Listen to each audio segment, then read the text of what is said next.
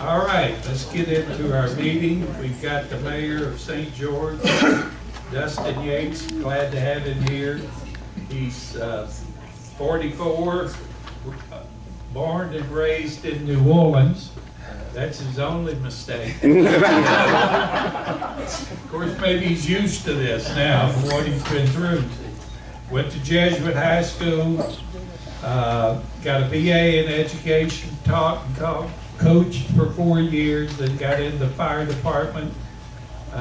Married to his wife Allison for 18 years. They have 2 children, 14 and 16, and he's a member, of course, of St. George Catholic Church. So come tell us what's going on with your notes.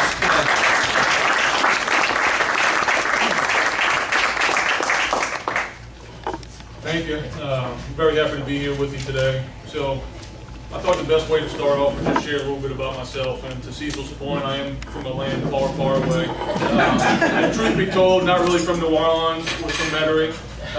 Spent a lot of time in New Orleans growing up though, obviously. And I always like to add that I'm from Jesuit.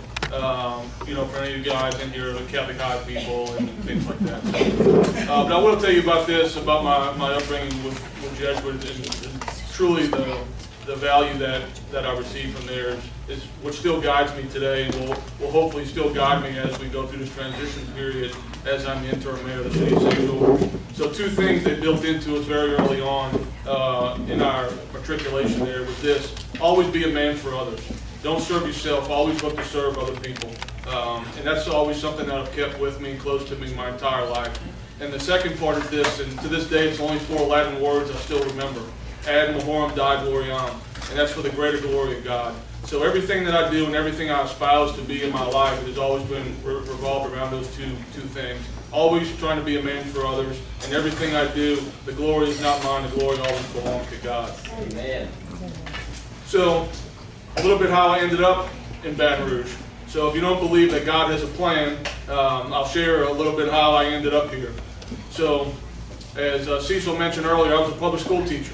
So I graduated college from the University of New Orleans. I had a bachelor degree in education. I thought that's what I wanted to do for my life. I took a job at East St. John in Missouri. 3 unbelievable years of my life. Met unbelievable people. The experience I would never trade for anything. So I spent 3 years there.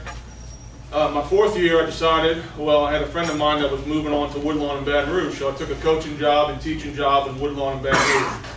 And that summer before I came, I had decided that I was going to get out of teaching. I was going to get into the fire service. So I had actually put in an application for the New Orleans Fire Department. My time in Baton Rouge was going to be merely temporary.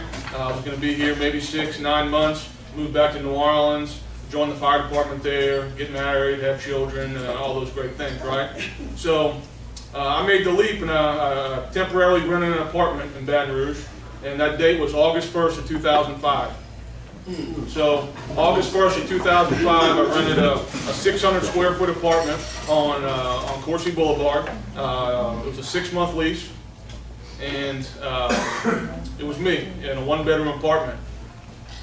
As everybody knows, 28 days later, Katrina comes, right? So 29 days later, and now it's me, my girlfriend, her father, her 3 brothers, 2 dogs, and my dad living in a 600 square foot apartment. And we stayed that way for probably, I would guess, about 9 months. And I can assure you, some of those experiences that we went through then will certainly help me out in this transition period.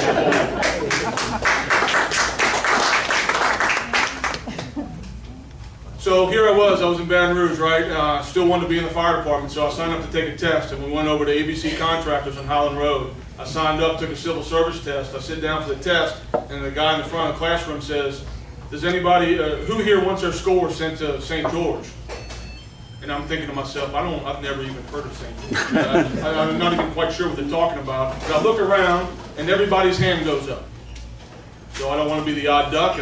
I raised my hand too. I said, yep, you can send my scores to St. George. I leave that meeting, I get on the phone, I say, hey guys, does anybody know where St. George is exactly? And I said, oh man, it's a great fire department. You'll be very blessed if you get chosen to work there. So in December of that year, the fire chief called me 2 days before Christmas and said, we'd love to offer you employment. So that's when I started my employment with the St. George Fire Protection District, which has been a huge, huge blessing for me and my family over the past nearly 2 decades now. So that's kind of how I ended up here.